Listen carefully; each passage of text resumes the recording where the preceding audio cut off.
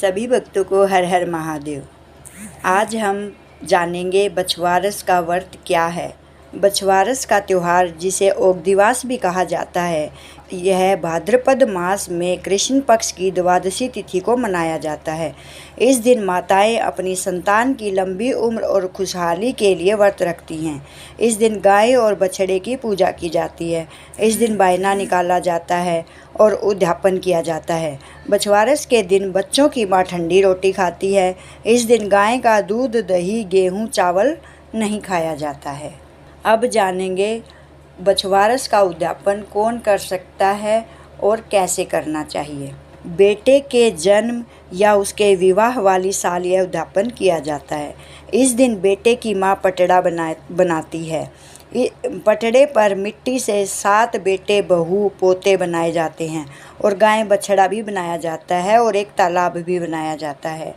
इस दिन 1.25 सेर चना और मोठ पहले दिन भिगो दिए जाते हैं और बछवारस के दिन यानी कि उद्यापन वाले दिन पटड़ा बनाकर उसके पास भीगे हुए मोठ चने की 13 कुड्डी बनाई जाती है और उन पर मीठा और रुपए रखे जाते हैं।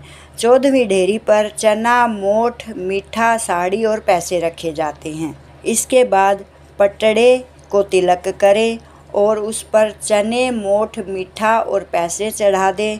उसके बाद बछवारस की कथा करें और बाद में गणेश जी की कथा करें और इसके बाद सभी ढेरी को पानी से मिनस दें और 13 ढेरी को तो अपने परिवार या रिश्तेदारों में बांट दें और 14वीं ढेरी को बायने के रूप में दिया जाता है। अब बछवारस की व्रत कथा।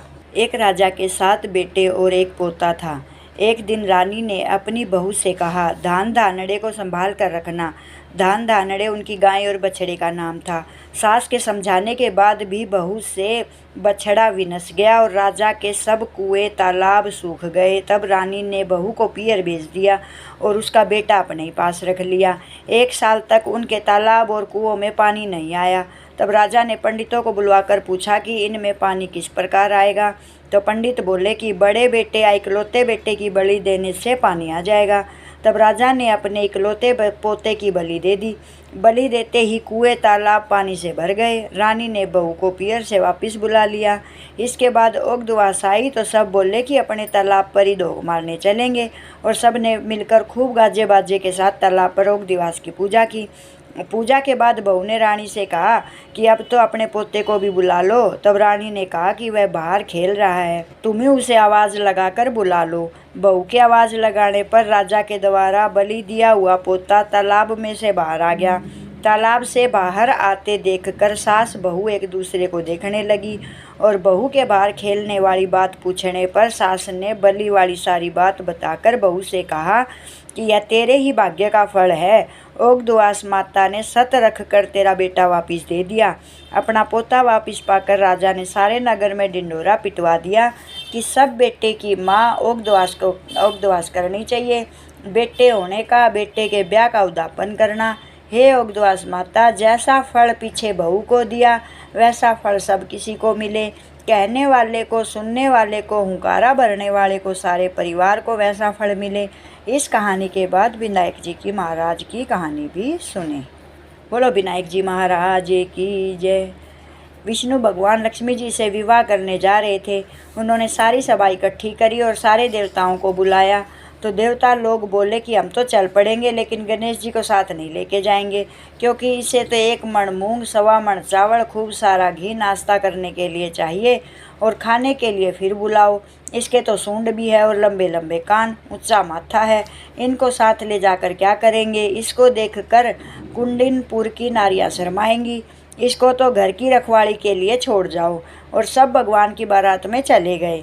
इतने में नारद जी आए और गणेश जी से बोले, तुम्हारा तो बहुत अपमान किया है, क्योंकि तुम्हें घर की रखवाली के लिए छोड़ गए। तुम्हें ले जाने से बारात बुरी लगती, इसलिए तुम्हें नहीं ले गए। गणेश जी बोले, अब क्या करें। तब नारद जी बोले, धरती थोथी कर दो। इससे भगवान के रथ का पहिया धरती में फंस गया। सब ने निकलने की कोशिश की, परंतु पहिया नहीं निकला। उनमें से कोई बढ़ई को बुला कर लाया। बढ़ई ने हाथ लगाते ही कहा, जय विनायक जी की, जय गणेश जी की। कोई बोला तूने विनायक जी को क्यों याद किया? तब वह बोला कि विनायक जी को याद किए बिना कोई भी कार्य सिद्ध नहीं होता। तब कोई बोला कि हम तो विनायक जी को घर छोड़ आए। बाद में सब विनायक जी को बुलाने गए। तब वह बोले कि मैं तो नहीं चलूं। पहले तो गणेश जी की रिद्धि आई, बाद में विष्णु जी ने लक्ष्मी जी से विवाह किया और घर आ गए।